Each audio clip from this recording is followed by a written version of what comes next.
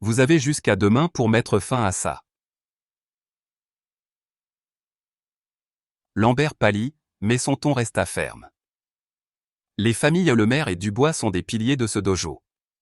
Sans elles, nous ne pourrions pas offrir de bourse aux élèves moins fortunés. Henri se pencha, sa voix baissant jusqu'à un murmure. Alors vous choisissez l'argent plutôt que la justice. Vous le regretterez. De retour chez lui, Henri réunit ses fils dans le garage. Lambert ne fera rien, annonça-t-il. Il protège ses donateurs. Mais vous, vous allez leur montrer ce que vous valez. Les jumeaux hochèrent la tête, leur détermination renforcée par la complicité de leur instructeur. Claire, de son côté, continuait à filmer discrètement, accumulant des preuves malgré les menaces de Victor. Julien, quant à lui, devenait un allié précieux, partageant des détails sur les entraînements de Victor et Théo, leurs habitudes, leurs failles. Ils se croient invincibles, confia-t-il un soir, glissant un carnet de notes tactiques aux jumeaux. Mais ils sont prévisibles. Utilisez ça contre eux.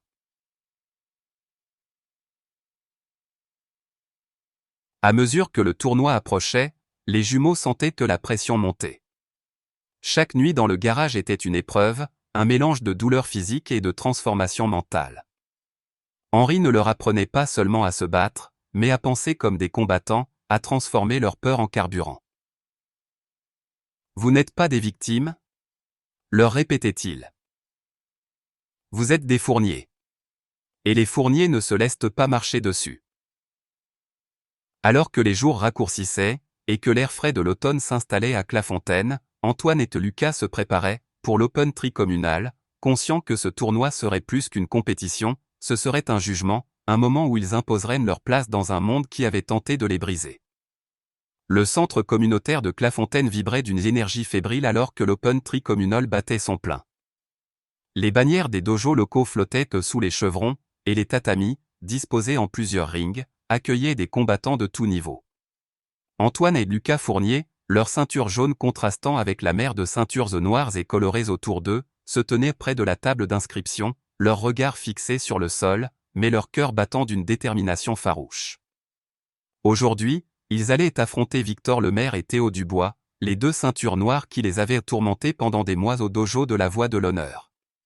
Sous les yeux de leur père, Henri, un ancien pompier à la présence imposante, et avec le soutien discret de Claire, une alliée inattendue qui avait risqué gros pour filmer leurs abus, les jumeaux s'apprêtaient à renverser l'ordre établi. Mais ce qui commença comme une compétition loyale se transforma rapidement en un chaos brutal, révélant la vérité sur le dojo et ses protecteurs, et changeant à jamais la vie des fourniers et de leurs bourreaux. Le gymnase était bondé, rempli de familles, d'entraîneurs et de spectateurs curieux. Les murmures s'élevaient alors que les jumeaux, à peine sortis de leur grade de ceinture blanche, s'inscrivaient dans la division ouverte, un défi audacieux qui les mettait face à des adversaires bien plus expérimentés. « Vous êtes sûrs, les garçons ?» demanda le coordinateur du tournoi, un homme grisonnant nommé Monsieur Lefebvre, en consultant son presse-papier. La catégorie ceinture jaune serait peut-être plus adaptée. Titi, Antoine, le plus impulsif des deux, répondit d'une voix ferme. Nous sommes sûrs. Lucas hocha la tête, ses yeux scrutant la foule où Victor et Théo s'échauffaient avec une arrogance désinvolte. Les deux ceintures noires échangeaient des rires, jetant des regards moqueurs vers les jumeaux. Regardez qui ose se montrer, lança Théo, assez fort pour être entendu.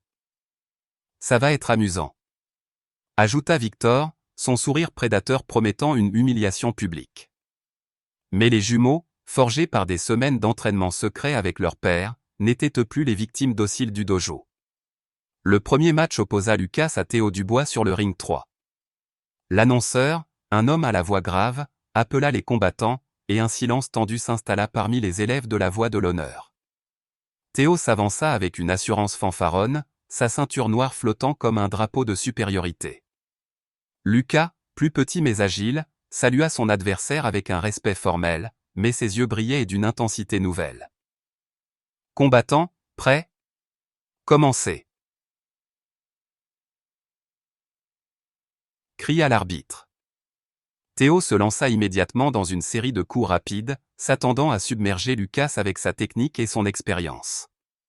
Mais Lucas esquiva avec une fluidité qui surprit la foule, glissant sous un coup de pied haut pour asséner un direct précis au plexus solaire de Théo. Le choc coupa le souffle de la ceinture noire, qui vacilla, les yeux écarquillés.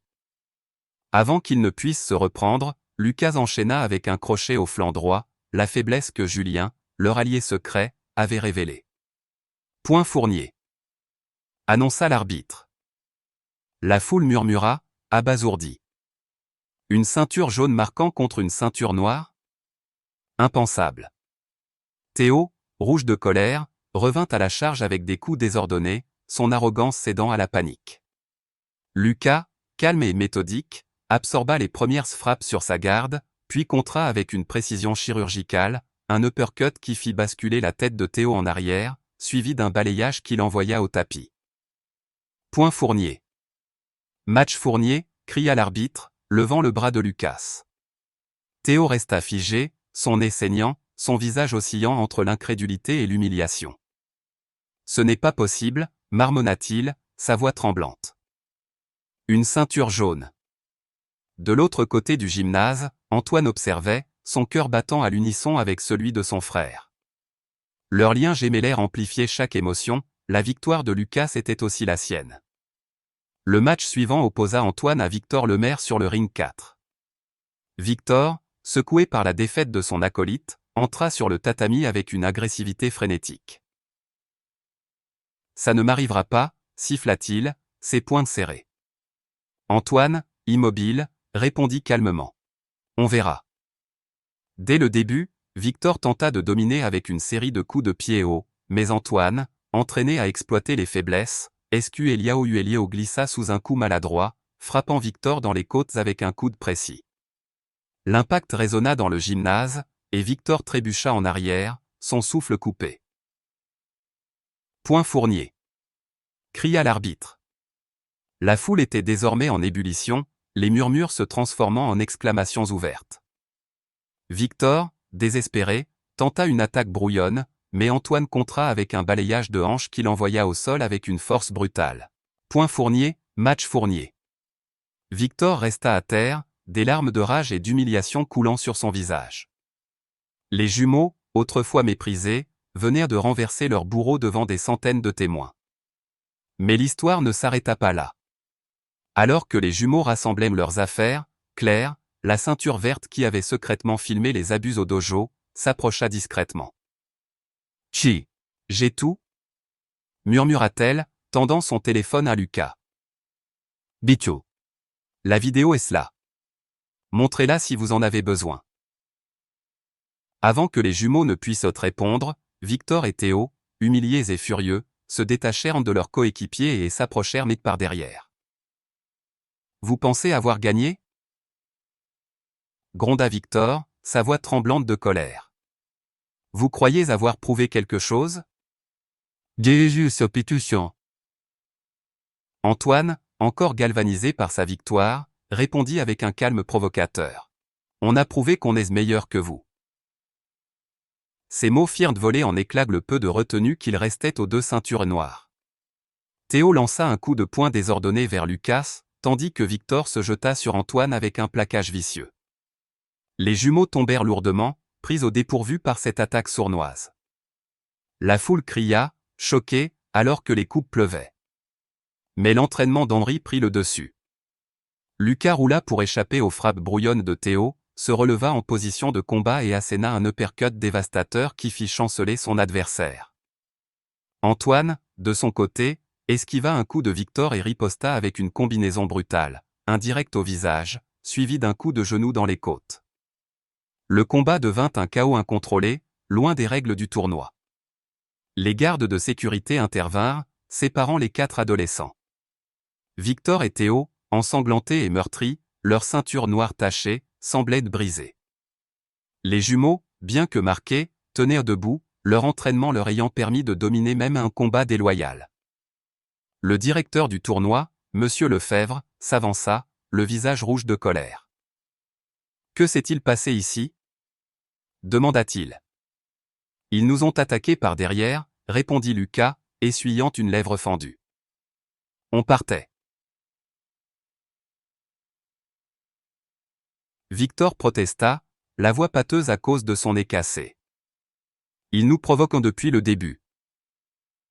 Mais Claire, tremblante mais résolue, s'avança et tendit son téléphone au directeur.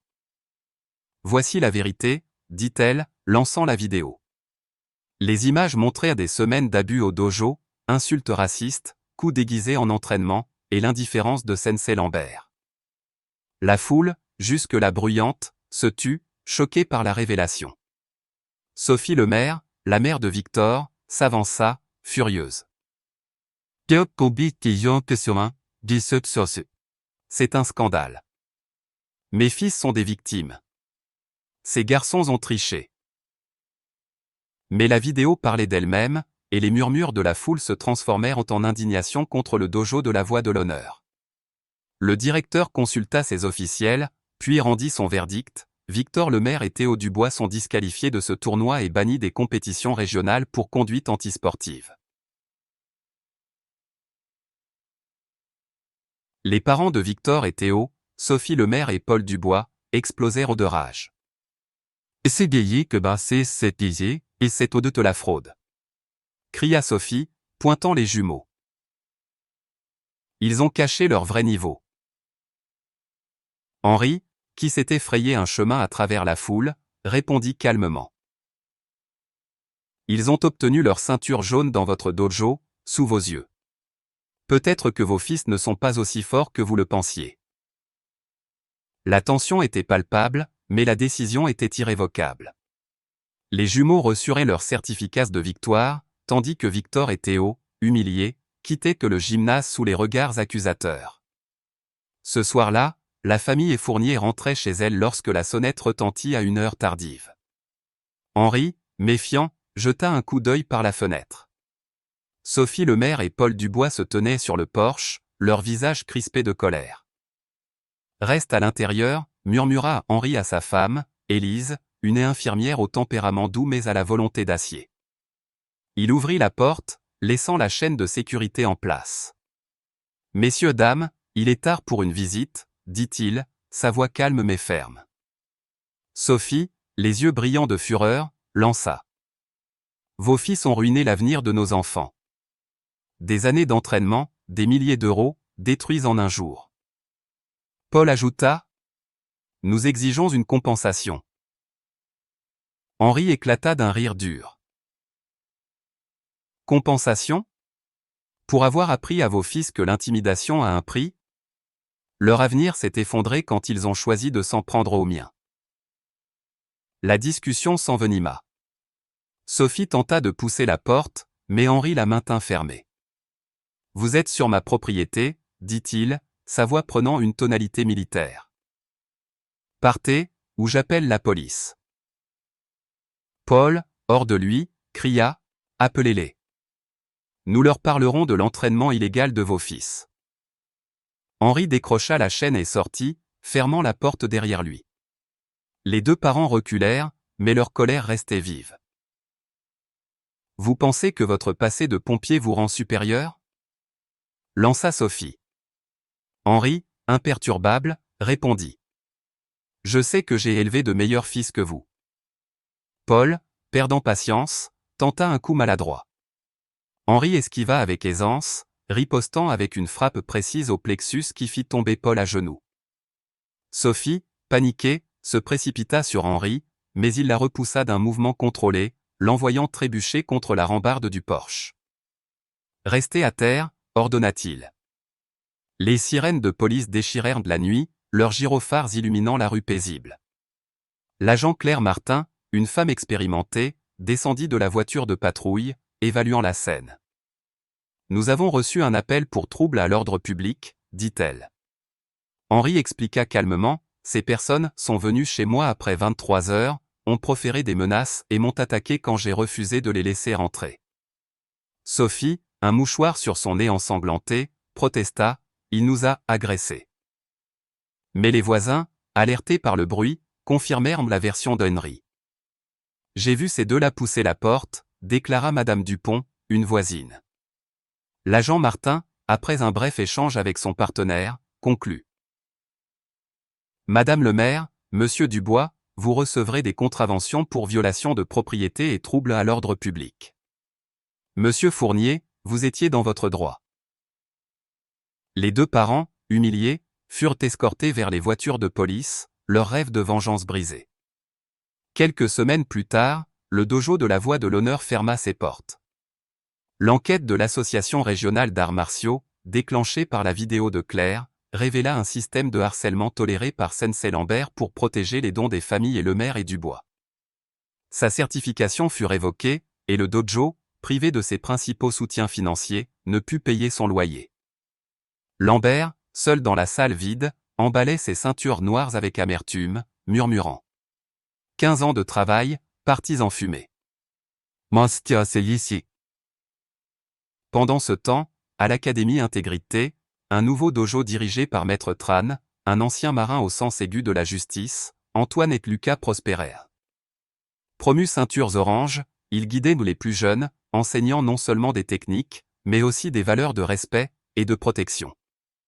Les arts martiaux, c'est protéger, pas intimider, expliquait Antoine à un élève de 8 ans, l'aidant à parfaire un blocage. Claire, désormais ceinture bleue, s'entraînait à leur côté, libérée de sa peur d'être ostracisée. Julien, leur allié secret, avait rejoint l'académie, trouvant enfin un lieu où il pouvait s'épanouir. Un soir, Maître Tron rendit visite au Fournier, une enveloppe à la main. Vos certificats de ceinture orange, dit-il, souriant, et une invitation à rejoindre un programme national de leadership contre l'intimidation. Votre histoire inspire d'autres dojos à changer. Les jumeaux échangèrent un regard, leurs liens gémellaires vibrant d'une fierté silencieuse. Ils n'étaient plus des victimes, mais des protecteurs, des leaders. À la table du dîner, Henri les observa, son regard empreint de satisfaction. Fier de ce que vous avez accompli ? Demanda-t-il. Fier de ne pas avoir abandonné, répondit Lucas. Fier d'avoir prouvé qu'on a notre place, ajouta Antoine. Ensemble, ils dirent, et fiers d'aider les autres à ne pas vivre ce qu'on a enduré.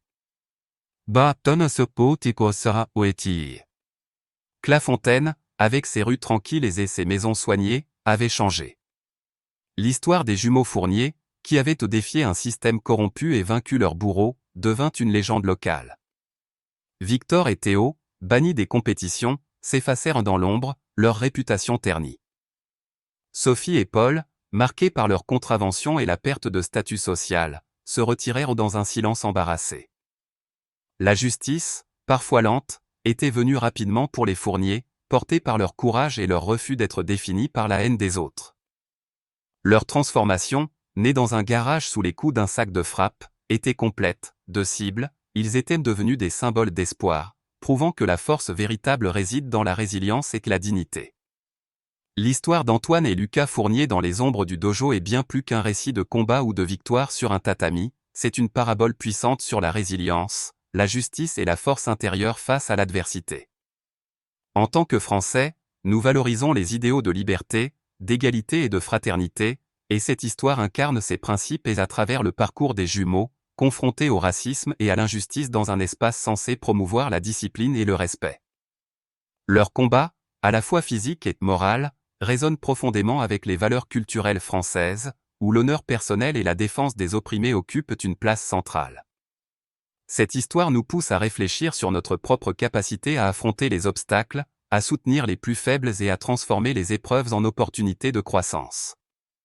Le premier enseignement que nous pouvons tirer est celui de la résilience face à l'injustice. Antoine et Lucas, bien que jeunes et inexpérimentés, refusent de se laisser définir par les insultes racistes et les abus physiques de Victor et Théo. Leur choix de s'entraîner en secret avec leur père, Henri, illustre une vérité universelle. La force ne vient pas seulement des muscles, mais d'une volonté inébranlable. Dans la culture française, où l'histoire est marquée par des figures comme Jeanne d'Arc ou les résistants de la Seconde Guerre mondiale, cette résilience face à l'oppression est un modèle inspirant. Appliqué à la vie quotidienne, cela signifie ne pas baisser les bras face aux discriminations, qu'elles soient basées sur la race, le genre ou la classe sociale.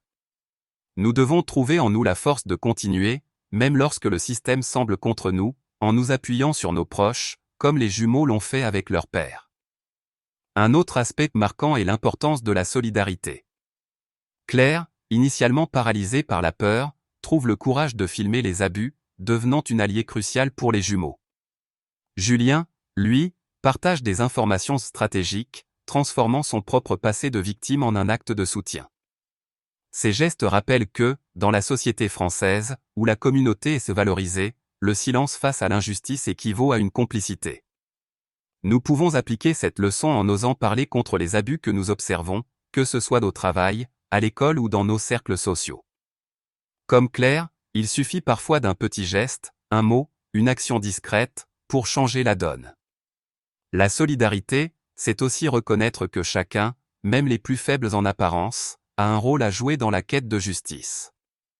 Enfin, l'histoire met en lumière le pouvoir de la justice, même lorsqu'elle est lente à venir. Le dojo de la voie de l'honneur, corrompu par l'argent et l'indifférence, s'effondre sous le poids de ses propres failles. Les jumeaux, en remportant leur victoire sur le tatami et en exposant la vérité grâce à la vidéo de Claire, prouvant que la vérité finit toujours par triompher. Cette idée résonne avec l'héritage français des Lumières, où la raison et la justice prévalent sur l'arbitraire.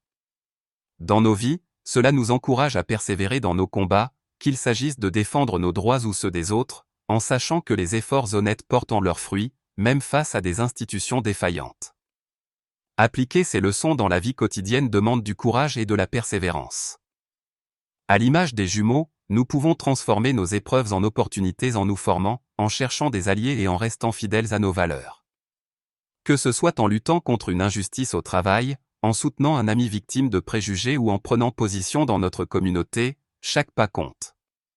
Comme Antoine et Lucas, nous devons nous souvenir que notre force réside dans notre capacité à ne pas plier, à construire des ponts avec ceux qui partagent nos combats, et à croire en un avenir où la justice prévaut. Si cette histoire vous a inspiré, n'oubliez pas de liker, partager et vous abonner à notre chaîne pour ne manquer aucune de nos prochaines vidéos. Laissez un commentaire pour nous dire ce que vous avez pensé de l'histoire des jumeaux Fournier et partagez vos propres expériences de résilience et de solidarité. Ensemble, faisons entendre les voix de ceux qui luttent pour la justice. Dans le dojo de la voie de l'honneur, un espace baigné par la lumière pâle du soleil couchant de Clafontaine, deux frères jumeaux, Antoine et Lucas Fournier, faisaient leurs premiers pas sur le tatami, leurs ceintures blanches nouées avec soin autour de leur kimono neuf.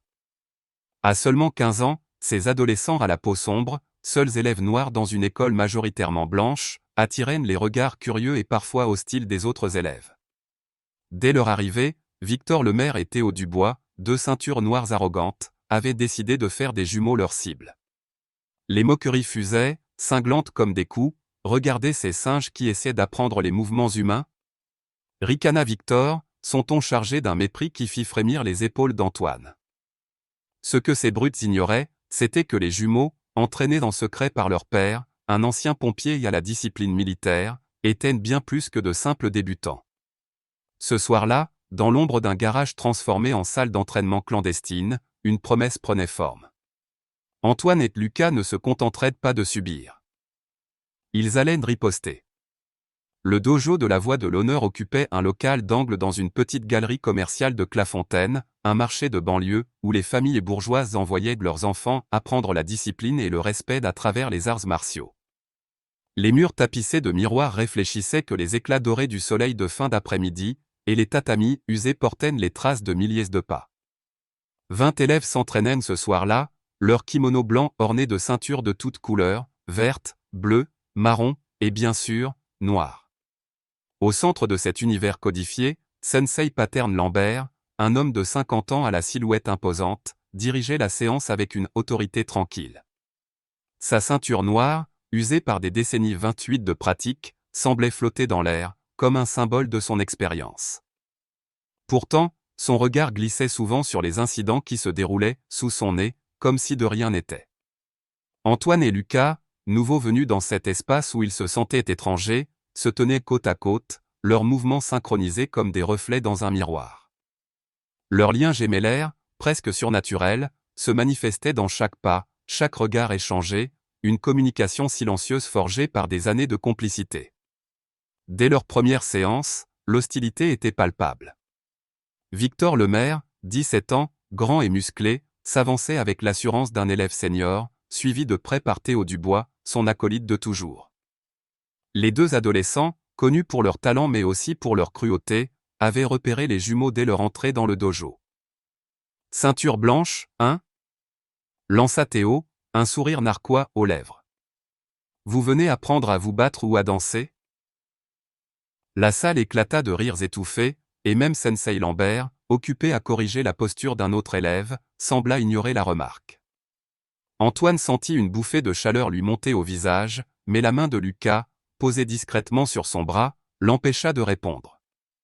Il savait que riposter maintenant ne ferait qu'aggraver les choses. Les jumeaux se mirent en position pour l'exercice suivant, une posture du cavalier qui faisait trembler leurs cuisses inexpérimentées. Regardez-les, on dirait des girafes sur des patins.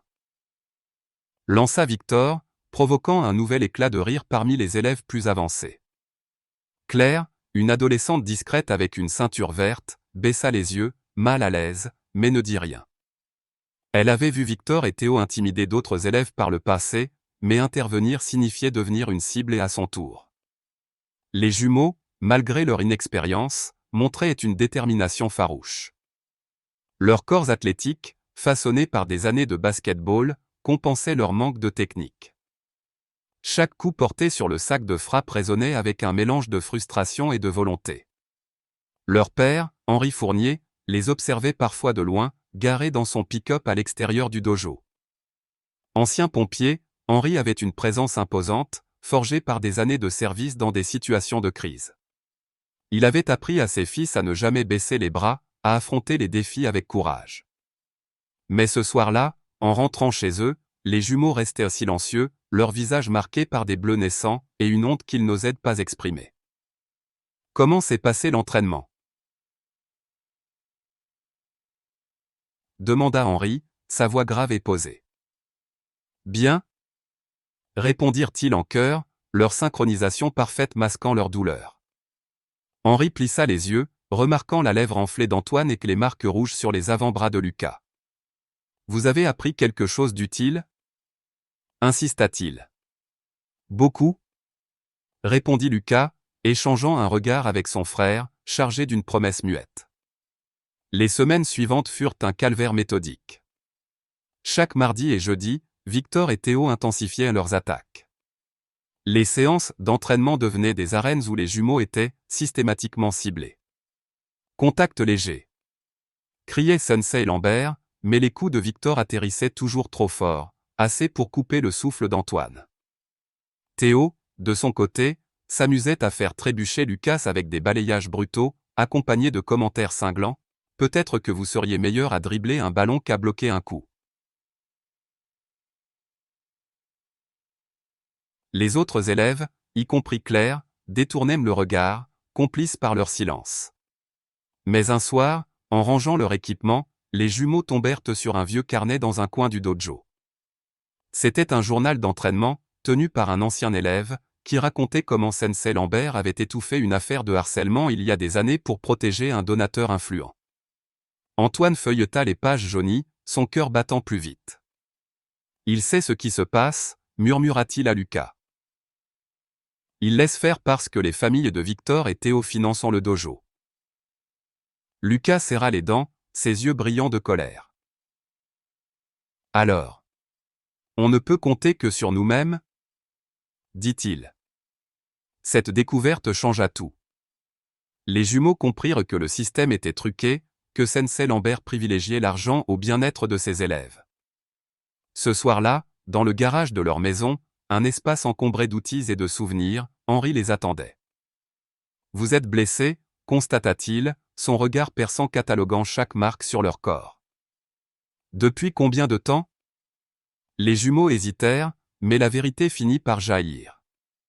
Les insultes racistes, les coups déguisés en entraînement, l'indifférence de l'instructeur. Henri resta silencieux un moment, puis ouvrit un vieux coffre dans le garage, en sortant un sac de frappes et des pattes d'ours. Si le dojo ne vous protège pas, je le ferai, déclara-t-il, sa voix vibrante d'une détermination froide. À partir de ce soir, vous apprenez à vous battre, pas à encaisser. Le garage devint leur sanctuaire. Chaque nuit, après le dîner, les jumeaux s'entraînaient sous la direction d'Henri. Il leur enseignait des techniques de combat issues de son expérience de pompier, des mouvements rapides et efficaces, loin des katas traditionnels du dojo. Dans une vraie bagarre, il n'y a pas de règles, leur répétait-il, ajustant leur posture pour maximiser la puissance. Antoine, impulsif et passionné, frappait le sac avec une rage contenue, tandis que Lucas, plus analytique, mémorisait chaque séquence avec une précision chirurgicale. Leurs liens gémellaires amplifiaient leur progrès. Quand l'un ajustait son mouvement, l'autre suivait instinctivement. Claire, de son côté, commença à observer les jumeaux avec un mélange de culpabilité et d'admiration. Elle avait vu leur progrès, leur bleu, et les murmures des autres élèves qui les surnommaient désormais « les ombres » pour leur discrétion et leur résilience. Un soir, après une séance particulièrement brutale où Victor avait, accidentellement, frappé Antoine au visage, Claire s'approcha timidement des jumeaux à la sortie du dojo. « Je suis désolée » murmura-t-elle, ses joues rosissant sous le poids de sa honte. « J'ai vu ce qu'ils vous font, mais je ne sais pas quoi faire. » Antoine, encore essoufflé, lui offrit un sourire fatigué. « Tu peux commencer par arrêter de détourner le regard, » répondit-il doucement. Lucas, plus pragmatique, ajouta. « Si tu veux aider, filme-les la prochaine fois.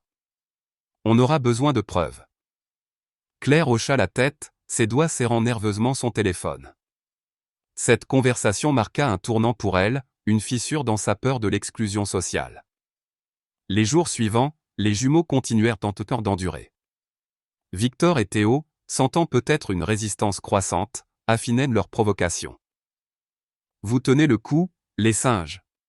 lança Théo lors d'un exercice en binôme, son coup de pied, léger, envoyant Lucas au tapis. Sensei Lambert, à quelques mètres, corrigeait un autre élève, feignant l'ignorance. Mais dans l'ombre du garage, les jumeaux forgeaient leur revanche. Henri leur apprenait à exploiter la force de leurs adversaires contre eux, à transformer l'arrogance de Victor et Théo en faiblesse. Ils s'attendent à ce que vous soyez prévisible, expliquait Henri, tenant les pattes d'ours tandis que Lucas enchaînait une combinaison fulgurante. Quand le moment viendra, vous les surprendrez. Un soir, en rentrant chez eux, les jumeaux trouvèrent Henri en train de lire un prospectus pour l'Open Tri communal, un tournoi régional ouvert à tous les niveaux. La division ouverte, dit-il, ses yeux brillant d'une lueur calculée. Vous pourriez y affronter Victor et Théo, sur un terrain neutre, devant tout le monde. Antoine sentit une vague d'excitation mêlée d'appréhension. Lucas, plus mesuré, pesa les enjeux. Si on fait ça, il n'y aura pas de retour en arrière, murmura-t-il. On devra être prêts à tout. Henri posa une main sur l'épaule de chacun de ses fils. Vous l'êtes déjà, répondit-il. Dans l'obscurité du garage, sous le grincement du sac de frappe, les jumeaux scellèrent en leur pacte. Ils allaient se battre, non pas pour se venger, mais pour prouver qu'ils avaient leur place, qu'ils étaient plus forts que les ombres qu'on voulait faire d'eux. Dans l'obscurité du garage des fourniers, où l'odeur de métal rouillé et d'huile de moteur se mêlait à celle de la sueur, Antoine et Lucas s'entraînaient sous le regard perçant de leur père, Henri. Le sac de frappe, suspendu à une poutre renforcée, oscillait sous les coups précis des jumeaux, dont les mouvements, autrefois hésitants, prenaient une fluidité presque militaire. Henri, ancien pompier rompu aux situations de crise, leur enseignait des techniques de combat brutal, loin des katas sophistiqués du dojo de la voie de l'honneur. Dans une vraie bagarre, il n'y a pas de règles, pas de points, pas de salut, lançait-il, ajustant la posture d'Antoine pour maximiser la puissance de son direct. Au dojo, Victor Lemaire et Théo Dubois, les deux ceintures noires, qui harcelaient les jumeaux depuis des semaines, affinaient leur provocation, ignorant que leur cible forgée est en secret une riposte imparable. Alors que l'Open Tri communal approchait, une alliance inattendue se formait. Claire, la jeune ceinture verte, commençait à documenter les abus, tandis que Julien, un ancien élève malmené par Victor, offrait aux jumeaux des informations cruciales. Dans l'ombre, un plan prenait forme, mais le danger grandissait, car Sensei Lambert, plus soucieux de l'argent des donateurs que de la justice, laissait le harcèlement prospérer. Chaque soir, après le dîner, le garage des Fournier se transformait en un champ de bataille miniature. Henri avait poussé son vieux pick-up à l'extérieur et réorganisé les outils pour créer un espace d'entraînement. Les murs en béton résonnaient des impacts des coups portés sur le sac, et les jumeaux, en t-shirts usés et bandages aux mains, suivaient les instructions de leur père avec une intensité croissante.